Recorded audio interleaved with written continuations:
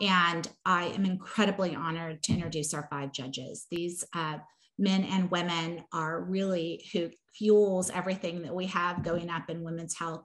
And I'd like to invite each of them, please, to introduce themselves, their fund, and just speak for a few minutes about what they're looking for in women's health. So Becca, if I could start with you, please. Great. Thank you so much for having me, Susan and HitLab. My name is Becca Schmuckler. I'm an investor at the Laird All Million Lives Fund. We are a relatively new fund. We've been around for about 18 months, and we invest in companies that are helping to save lives. So that's kind of in our name, and it's a huge part of what we do and where we focus. We primarily look at digital health companies. We invest around the world, and we specifically prioritize women's health, including and especially maternal and neonatal health, given the amount of preventable deaths that occur around the world due to issues around childbirth. So I spent a lot of my time over the last 18 months looking into this space, and really excited to meet some more companies here today.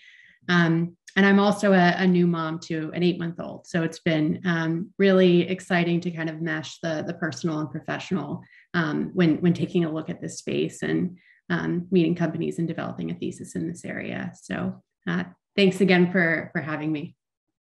Thank you. We're so excited. And Ella? Hi, it's great to be with you guys today, and thank you for welcoming me to this event again. Let me tell you guys a little bit about Esplanade. So we're a Canadian-based but global digital health venture capital fund. We tend to invest in kind of late seed through Series B, check size anywhere from $500,000 to 7 million, and we typically follow on. We're fairly active investors, so we work really closely with our founders on their go-to-market strategy and their business development. And that's something we really take to heart. We do pure digital health. And within that, we definitely have a focus on women's health as well as pediatric care. So great to see a lot of interesting companies in the Women's Health Tech Challenge that kind of fall into that. Looking forward to the rest of the event. Thank you. Thank you so much. And Casey? Hi, yes, thank you. I am going to be off video for just a few more minutes, but you'll see my face shortly. So first of all, thank you so much, Susan, HitLab, for having me and all the panelists here. This is really a highlight for all of us to be able to hear about all the wonderful work that's being done, and for us all to be able to connect at a time when it's been a little bit harder to connect. So I'm a venture partner at Steel Sky.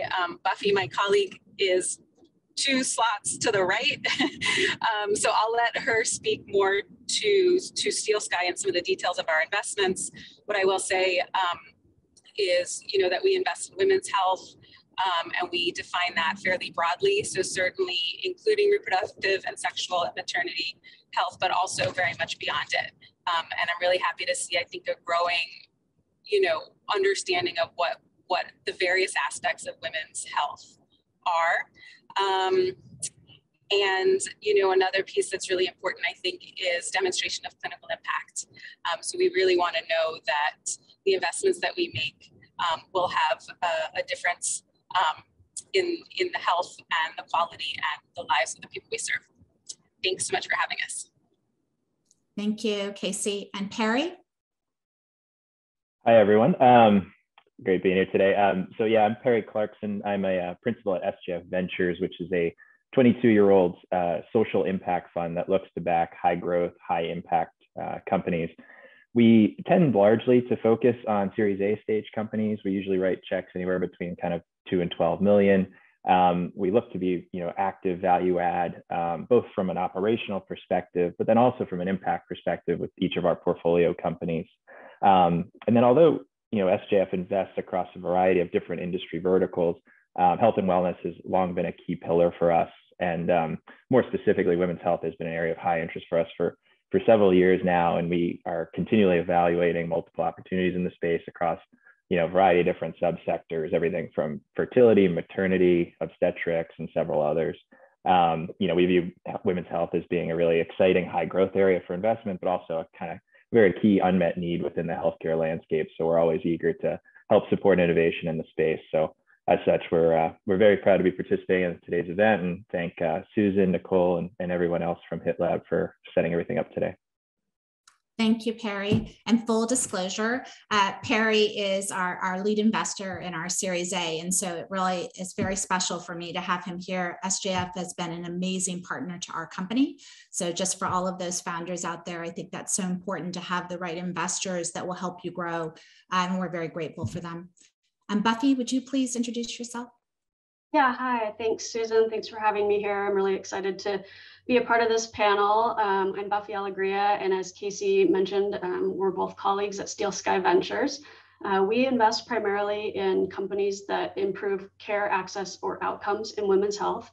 And as she mentioned, we do take a broader lens to women's health rather than just defining it as sort of the newly coined femtech. We actually look at anything that affects women's health. So whether it be, maternal health, reproductive, sexual, but also, cardiac health, mental health, things that also affect men, but we want to see companies who are moving the needle on those care, access, and outcome measures for women specifically.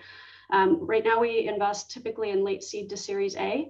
Average check size is about $1.5 million, depending on the stage. And we also invest in some later stage kind of opportunistic deals that fall within our thesis. And we also take a look at healthcare infrastructure that supports these companies and these innovations.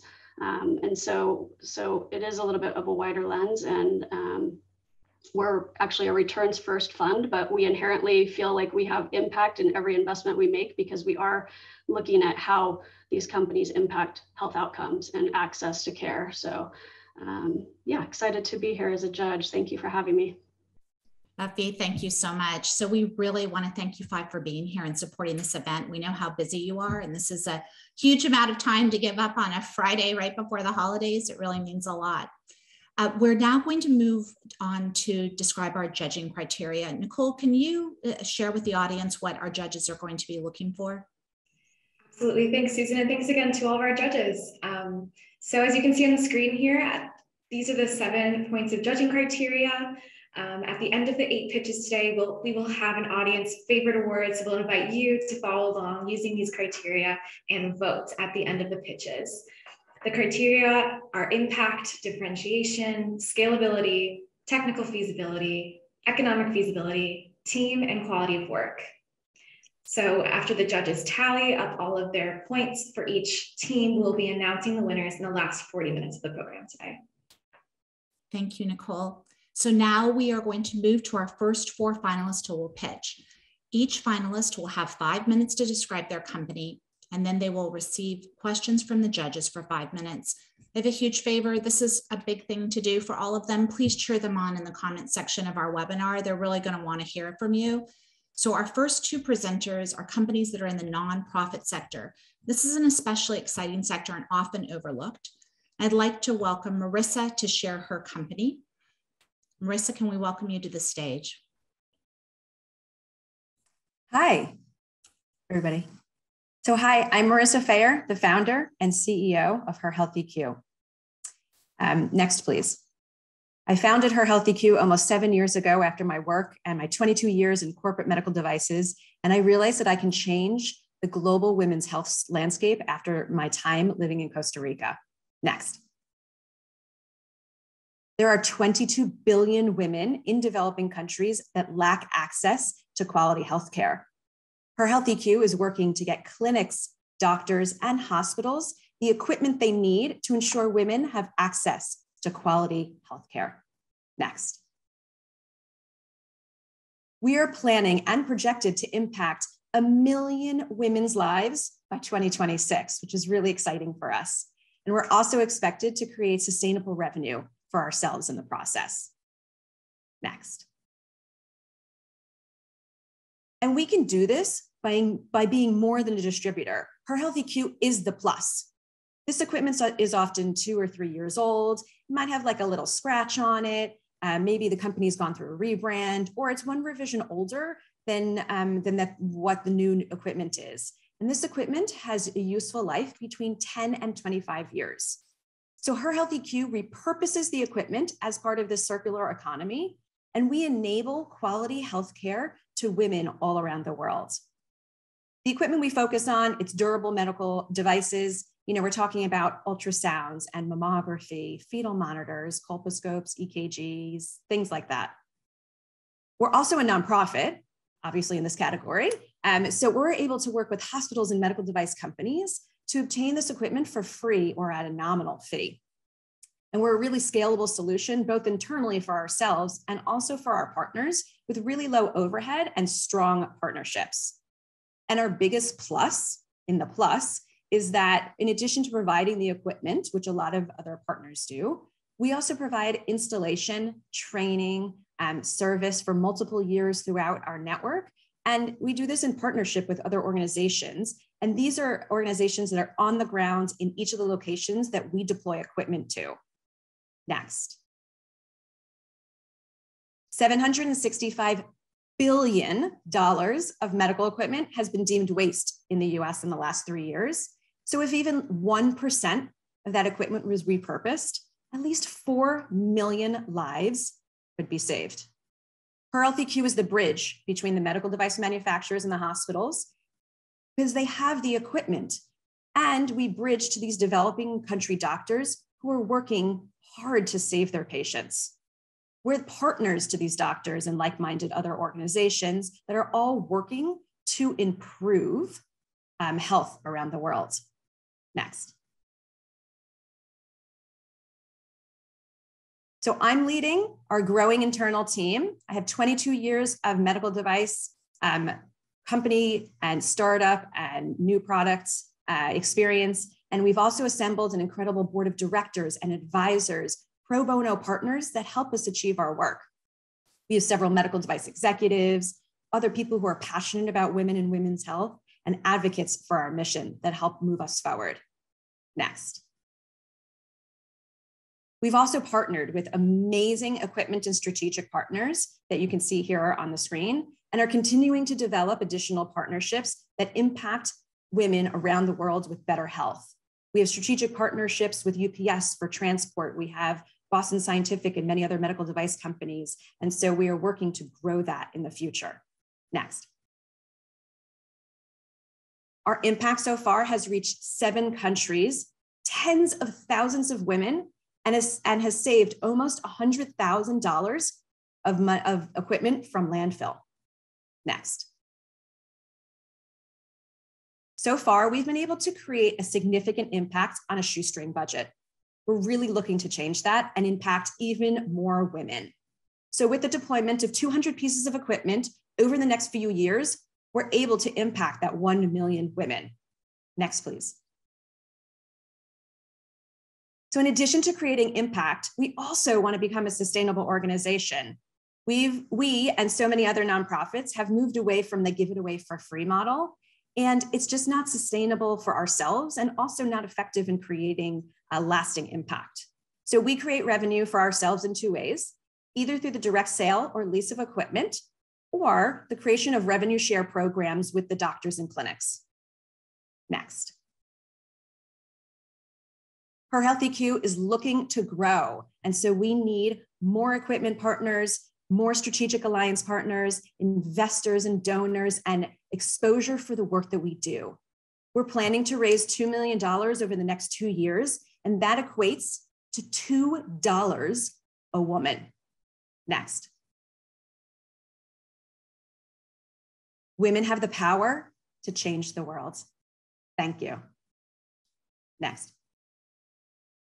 Thank you, I'll Marissa. open it up to questions. Yeah, thank you, Marissa. That was great. Casey, do you have the first question?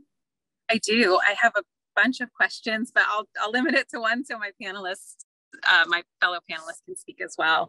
First of all, Marissa, it's so wonderful to meet you. Thank you so much for all the work that you're doing. It's so needed. And I'm sure so many of us really understands like the difference that it makes to have a piece of medical equipment or not, in terms of the ability to avert, prevent, and treat illnesses that could be if they had access to the equipment. So just to say, I love what you're doing.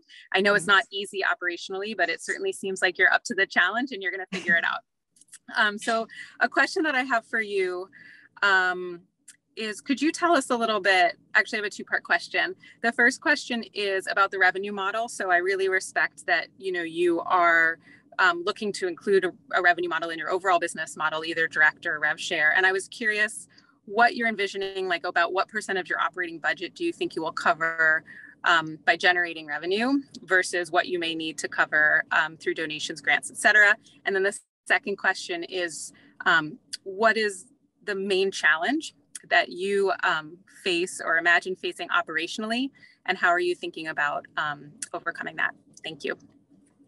No, that's a great question. When we hear, and I love to explain it. So for the next few years, we're still going to need donations and grants and things like that. The intent is, I think I can remember in 2025, we actually, we more or less break even and can sustain ourselves with our revenue share programs and our revenue internal. So it's only for the next few years to help us get to that scale and to launch. And to launch a lot of these larger programs so that we can have reoccurring revenue and really build out our sales channels. So we intend for the next few years, I mean, in the beginning, it's going to be a larger percentage as we continue to ramp up some programs. So in and around, 20% this coming year of revenue that will help support our operations. So we still need about 80% in grants and partnerships, et cetera. That slowly, that continues to start to decrease and as we get closer to break even in the next few years. So, as we have more equipment out there, as we include our sales channels and further deploy equipment, we'll be able to kind of scale. And then the second part operationally, that's a tough question. It always is for me. I think it's making sure that we have these strategic partnerships for service and installation and training to help us do our work. That's a really big thing that differentiates us from other organizations, and that we make sure that we provide that. We don't like this drop and run, and so that's probably key for us, and to make sure that those partnerships are really strong. Great, thank you so much. It's great to hear that clear path to sustainability that you have, and also how you're thinking about these additional wraparound services that are so critical. Do we have another question from the judges? Sure. Marissa, I think the deck said you were in 7 countries today. I'm curious to hear a little bit more about the markets that you've chosen to enter and kind of the rationale there. Yeah, so we're in Tanzania, Burkina Faso, Vietnam, the US, Costa Rica, Jamaica, and we've just launched in India. A lot of it before was very opportunistic. We had partners, we had programs that were going in those regions. We're now, we're focused mainly on emerging and developing countries, more in this, I hate this term, this considered what's second world. There's middle income, because these are the organizations and companies and the doctors that are really focused on non-communicable diseases. And so, once these countries get to this aid level, or get to this wonderful, great level of middle income, a lot of the aid leaves, plus everyone's living longer, which is a wonderful news, but everyone's developing cancer and diabetes and heart disease now. And so, we need to start focusing on that. And so we're starting to focus on a lot of countries that are really targeting that. So there's probably about 10 countries in Africa we're focused on. There's another maybe 10 countries in Latin America that we're focused on. Same thing in Southeast Asia. So we're focusing on those countries that really are looking towards the non-communicable diseases, detection, prevention, and treatment, because everybody's just not there yet. Great, thank you so much. So we will now move to our second finalist. Rupan, we would like to invite you to the stage. Jerry, if you could pull the deck back up for her, please. And there we are. Great, Rupan, stage is yours. Great, thank you. Next, please. Hi, my name is Rupan Gill, CEO and co-founder of Vitala Global Foundation. Next.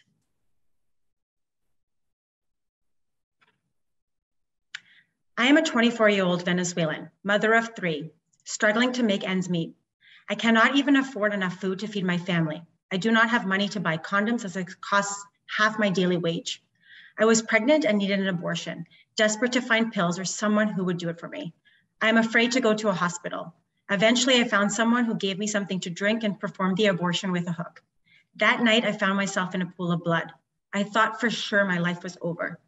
Stories like this are not dissimilar from the women I have taken care of in northern Nigeria and Yemen, where I worked as a gynecologist with Doctors Without Borders.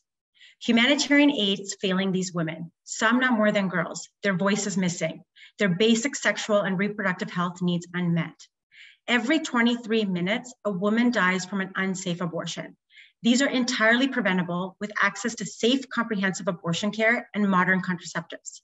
This is why, as a Canadian trained gynecologist, humanitarian, and researcher, with all the privilege that brings, I realized we could make a change through our organization, Vitala Global. Next.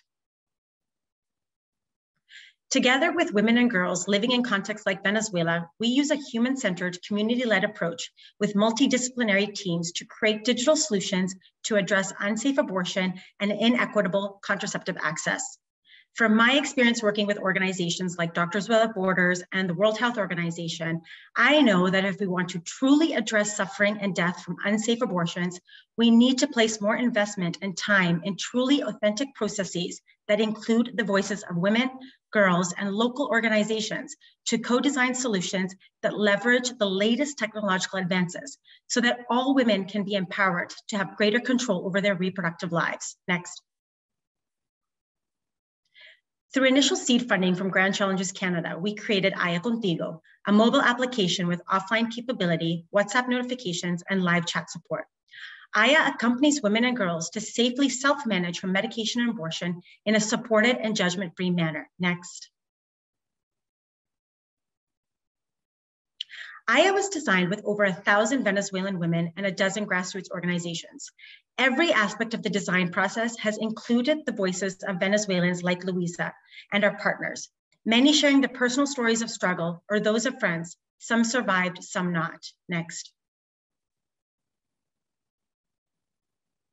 These are the 3 ways that we will support Luisa's journey by providing her with the information and support to have a safe abortion, assist with her contraceptive decision-making, and connect her to our trusted network.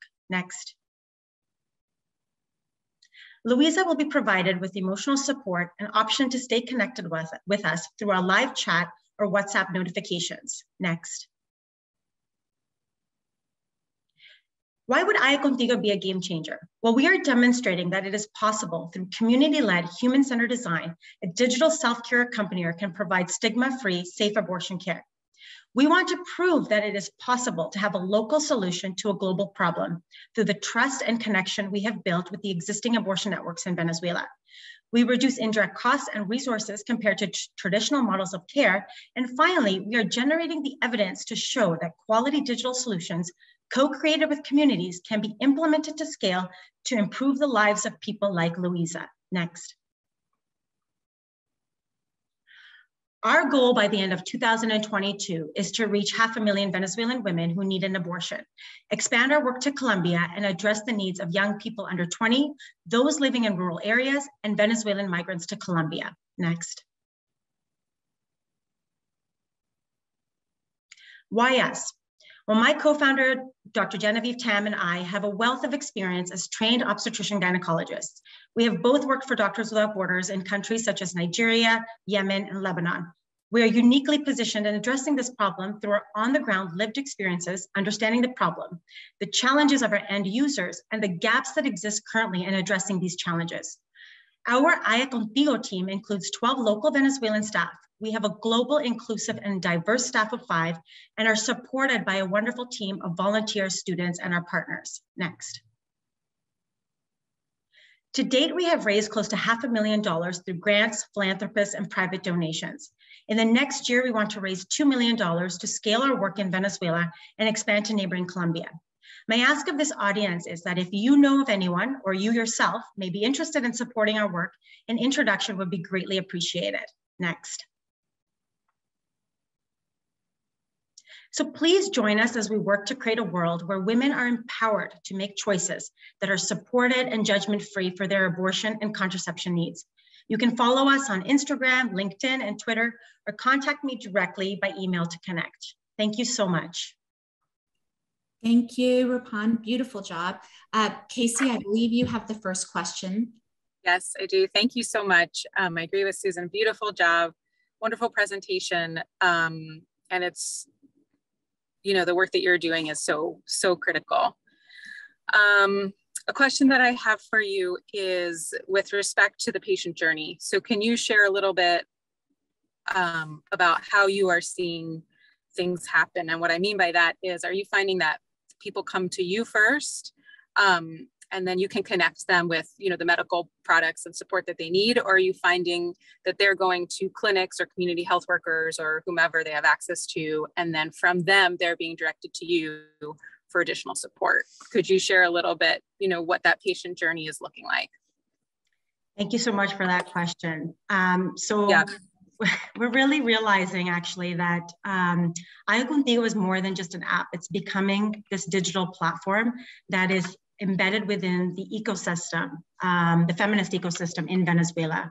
And so what's happening is that a lot of our partners that work on the ground are basically providing harm reduction.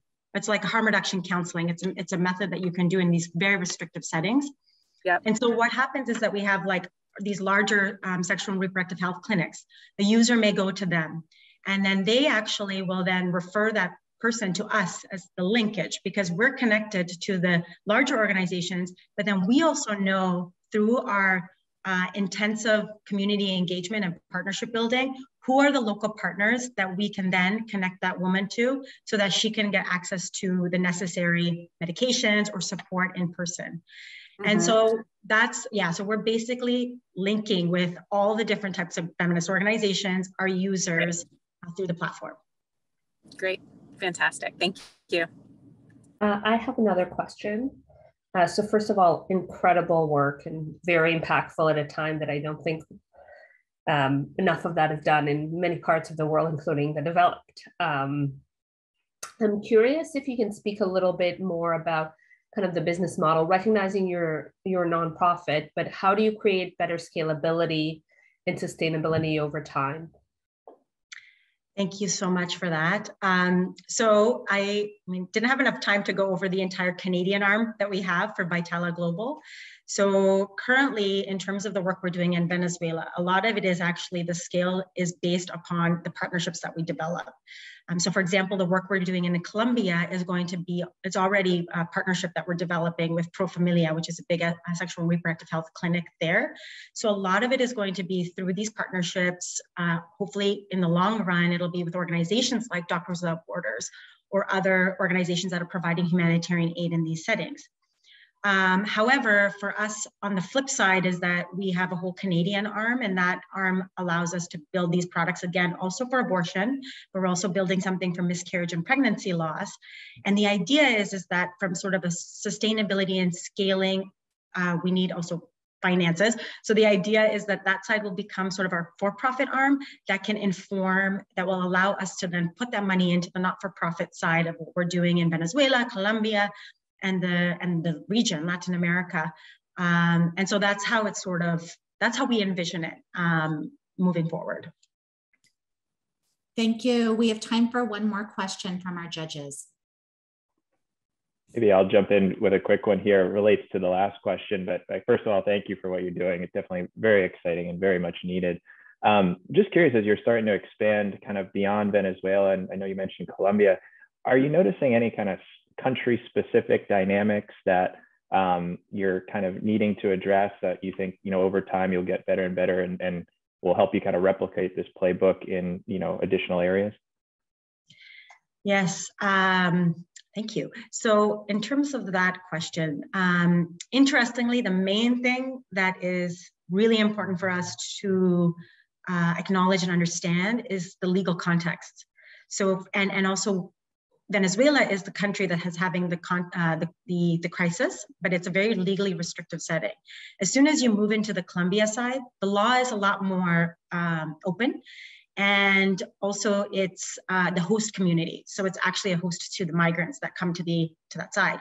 So we have to, like, because of our process, I mean, I couldn't really get into that, but Vitella, we really value the process that we use. And that process is engaging with our partners in the communities and really understanding the context in which we're designing this tool. So even when we go to Colombia, we're going to go through that same contextual analysis and really understand what is needed, and then adapt Aya Contigo as needed for that country. And the same if we go to Mexico or if we go to one of the other neighboring countries where Venezuelan migrants are. Thank you so much, Rupan. Really appreciate it. And now we're going to move on to our pre-seed companies. And first up is going to be Morenike. Morenike, the stage is yours. Hi. Next, please. Next. Okay, hi. My name is Morenike Fajemisi. Previous screen. My name is Morenike Fajemisi, and I'm the CEO and co-founder of Whisper Health Limited. We're a health tech startup that's operating in Nigeria and focused on sexual and reproductive health care. Next. I remember when I was in my early 20s, I went to a shop with a friend to get condoms. This is a shop that we were friendly with the seller. And so we weren't expecting the reaction we got. Rather than sell the condoms to us, he responded by calling us Ashewo. For those who don't know, Ashewo is a Yoruba word for prostitutes. And this is just because we wanted to get condoms. This is just a small example of the kind of challenges that women in particular face when they try to get sexual and reproductive health care. We also operate in a religious environment that treats this kind of topics as forbidden. And women who are not married in particular are not supposed to be having sexual health related discussions. And it's causing problems. In 2019, we noticed that we saw studies that show that there are over 3.4 million unintended pregnancies and over 2.7 million abortions that are occurring. Women are also most affected when it comes to the burden of not only HIV, but also other sexually transmitted infections. Next. So we came up with an innovative solution called Whisper mobile app. Next. Yeah. This mobile app makes it possible for everyone, especially young people, to have the kind of sexual and reproductive health care they need, and to do so without shame or stigma. On Whisper, our users are able to have chats with their doctors. They're able to use our blog to get sex education. They're also able to book appointments or take assessments and purchase the sexual and reproductive health products they need. Next, please. Our users have confirmed that Whisper is exactly the solution they need, because on Whisper, they are able to finally get the contraceptives they need. They are able to access the care that they need without people judging them, and much more. Next, please. So with Whisper, we're giving them exactly the kind of value that is required to change the game in this space, from privacy to affordable and quality care, to care that's non-judgmental, reliable, and we're offering this entire solution through the convenience of a mobile app. Next.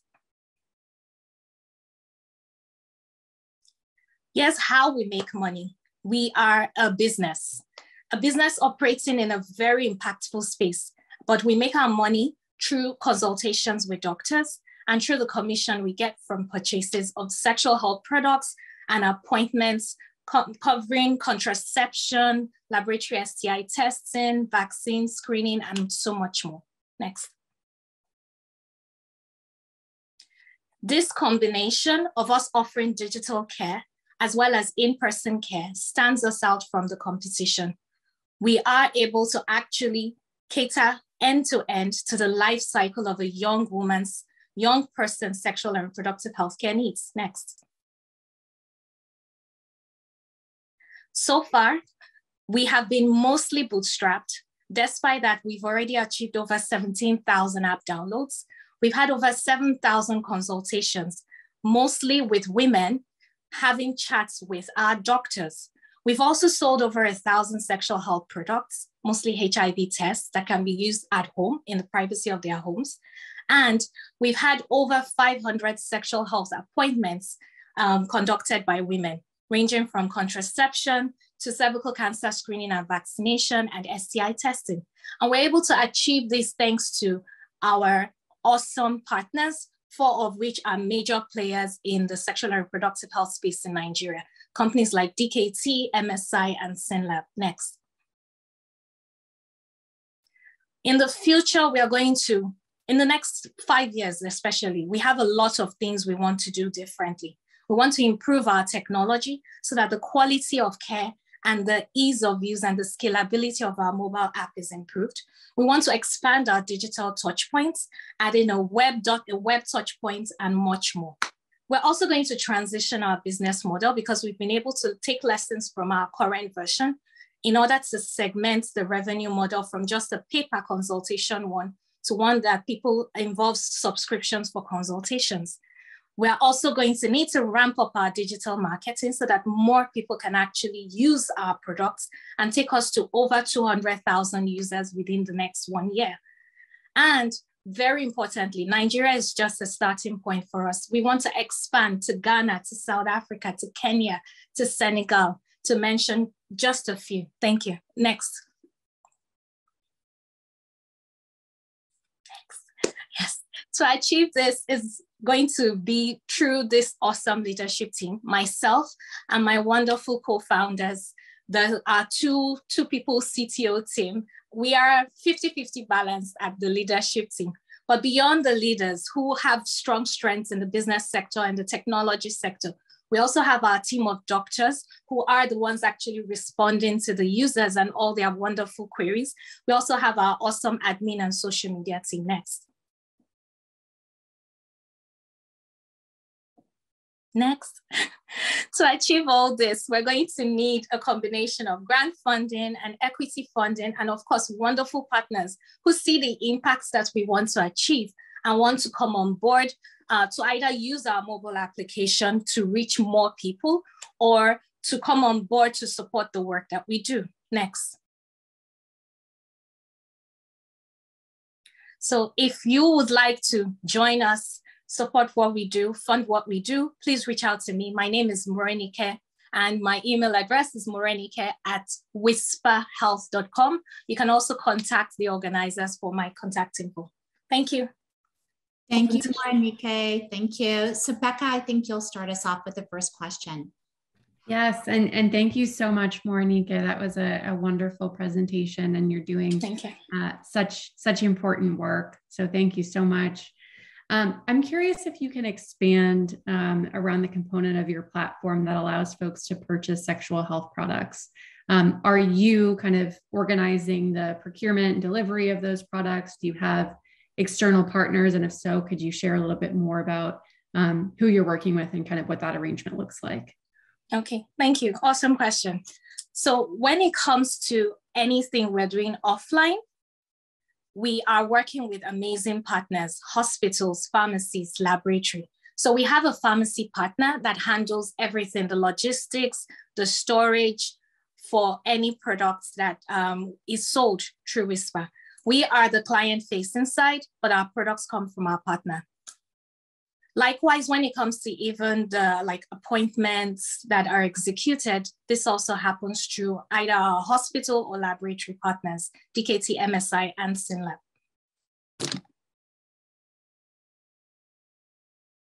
Thank you. And is there another question?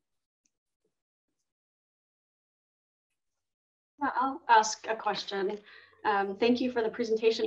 You've made great progress. I spoke to you quite a while ago when you were just getting started. So congratulations on all the progress. Yes. Thank you, Buffy. I'm just curious about, how do you engage women and get them to know about WISPA? Because there are obviously a lot of the target market is not people that are necessarily have access to go into their doctors and to hear about it that way. So I'm just curious how you obtain your customers and do marketing for obtaining them. Okay, so I'll speak quickly to even like the markets. Because we're a digital solution, we looked at our markets and we're looking at 50 million people who are young and accessing the internet through their mobile phones. So far, we have leveraged digital marketing, digital advertising, and a lot of word of mouth because we haven't had a robust marketing budget to really reach everyone that we want to reach. But we know that that's exactly where to find the kind of the audience that we want to, convert and solve these problems for. They feel safe online on social media. So that's exactly where we are currently reaching them and will continue to reach them. Great, thank you so much, Monique. Really appreciate that. And now we are up to the part of the program for our next pre-seed. And Maureen, if you would please introduce your company. Sure, hi, thank you so much. My name is Maureen and I'm the CEO and founder of Mama. Next slide, please.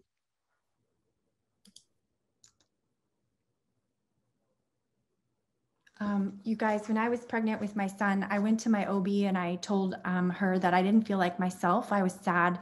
I was having suicidal thoughts popping through my head every second. I didn't know why they were there, how they started, or how they would stop. I was really scared. And my OB told me that I should be happy that I was having a baby. Next slide, please.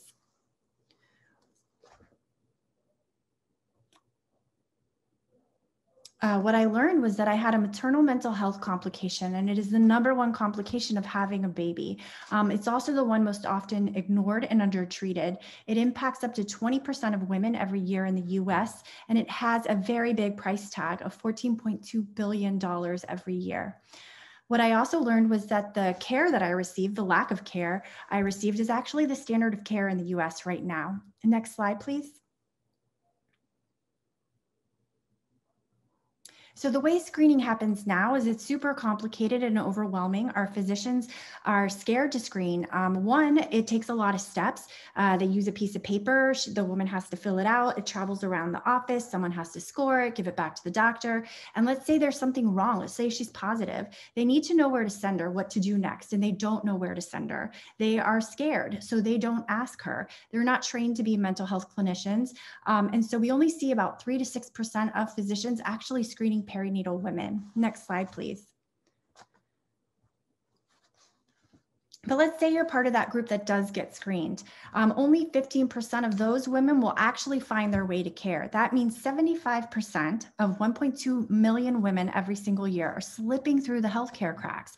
And why? Because putting the disease burden back on women by giving her a photocopied sheet of paper that's been probably has phone numbers from 5 years ago that don't work, that gets stuck under a diaper bag, isn't working. Next slide, please. We created Mama to be the end-to-end solution.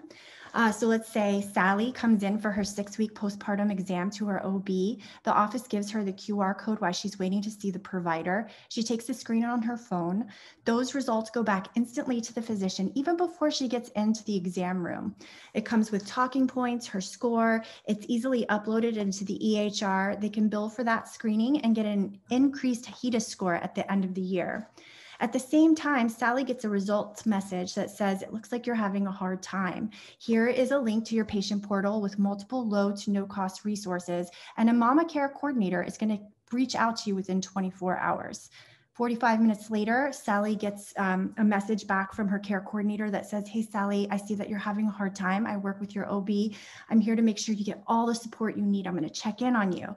Sally says, I don't feel like myself. I feel really sad. I don't think this is ever going to go away. A care coordinator says, I have someone to talk with you. I have a therapist. They take your insurance. I can get you in this week. I'm also leading a support group tomorrow. I'd love to invite you. Moms really love it. And let's talk about how much sleep you're getting. Let's talk about how are you eating? How's your anxiety? Let me help you with that. Now Sally's on a trajectory where she's going to be followed by this care coordinator on average for about 6 weeks, but it can go as long as that mom needs it. We're following women from 6 weeks, 7 months. It's just really what she needs.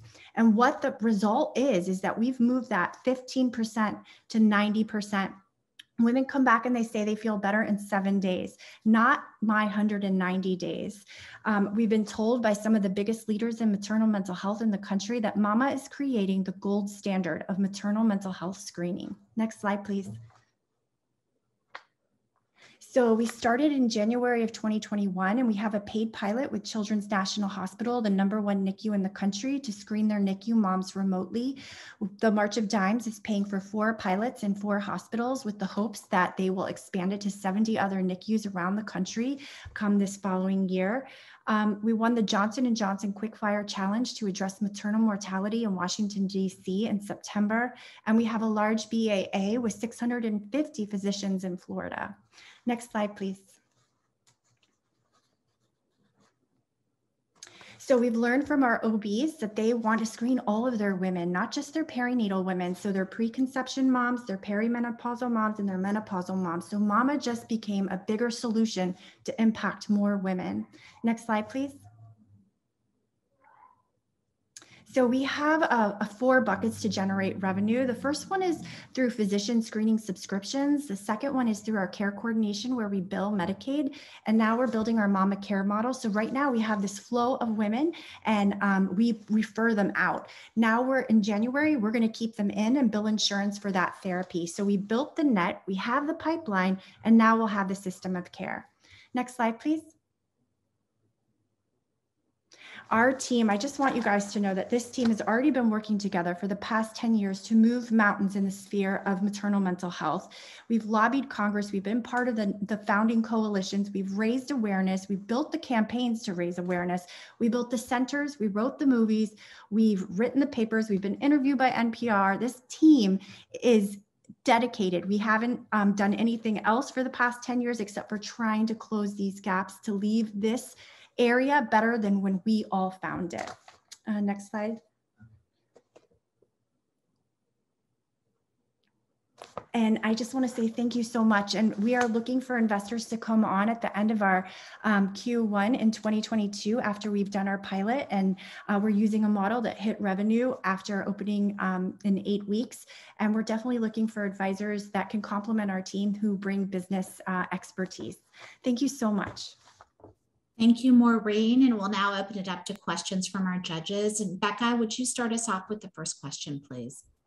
Sure, and thank you so much, Maureen. Great presentation and such an important topic. I'm sure most of us on this call know someone who has experienced a perinatal mental health issue, or if we haven't experienced it ourselves. And exciting to see you working in the DC area too, since that's where I'm from. But as far as questions are concerned, I'm curious to hear a little bit more about what happens once that care coordinator takes over. I know there's been a lot of attention given lately to the therapist shortage that's plaguing our country right now. So what happens if a care coordinator is not able to connect a woman with a therapist? Are there alternative pathways they can pursue to support that woman? So that is a great question. So 50% of the women that screen positive from our data set actually want therapy. The rest, 90%, are getting supportive counseling from those care coordinators. So we studied systems of care around the globe where they had a shortage of mental health clinicians. And we found that if we use peer support model and we train these care coordinators with coping skill techniques and behavioral cognitive behavioral therapies, then we can really help meet that need where women are right where they are. So we end up texting with women when they're in the NICU skin to skin at 10 o'clock at night with their babies, when it gets quiet and the thoughts start to ramp up, and we're able to help them with how to manage a worry thought, explaining to them what flight or flight does to the body, helping them try to get a couple of extra hours of sleep a night because that's super preventative.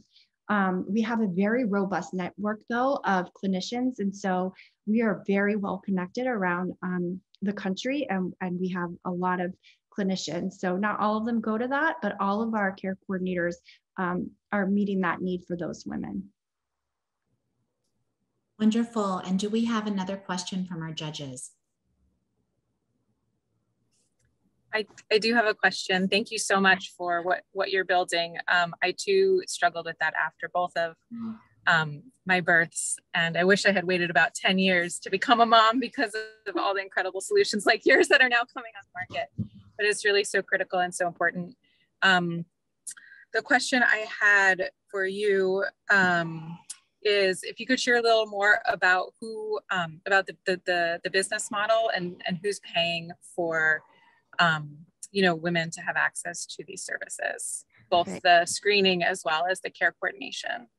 So right now, to do this screening with the care coordination, because only we are taking care of those positive screen moms, it costs us about 30 cents per screen. So those physicians in the next year, screening reimbursements are going to become going up. So our physicians pay about $99 for a subscription for a year, and it's unlimited screening. So they're footing the bill for that piece. That care coordination piece, Medicaid pays for peer support in 48 states, and 42% of all births are covered by Medicaid. So we're able to bring that solution and get it covered by Medicaid. And then by channeling those women into our own system of care, we can bill insurance. And so it looks about between $1,500 to $3,000 per mom for the care that she receives. The average is about 5 months, 13 visits. And so it becomes a fully functioning revenue generating business. And we'll know by the end of February how it's working. That's great. Excellent. Thank you. Thank you. We have time for one very, very quick question. I'll chime in. Thanks again for the work that you're doing. It's definitely needed. I mean, there hasn't been innovation in this space for so long. I'm curious about, you know, have you looked into or explored as you're developing these screening models an earlier point of detection, you know, and predicting risk for postpartum depression, because, you know, the typical method is just, it's not sufficient, obviously. So just curious your approach on that. Yes, I love that you asked that question. We're creating a more customizable dynamic screen right now. So we have a pregnancy risk assessment and a postpartum risk assessment.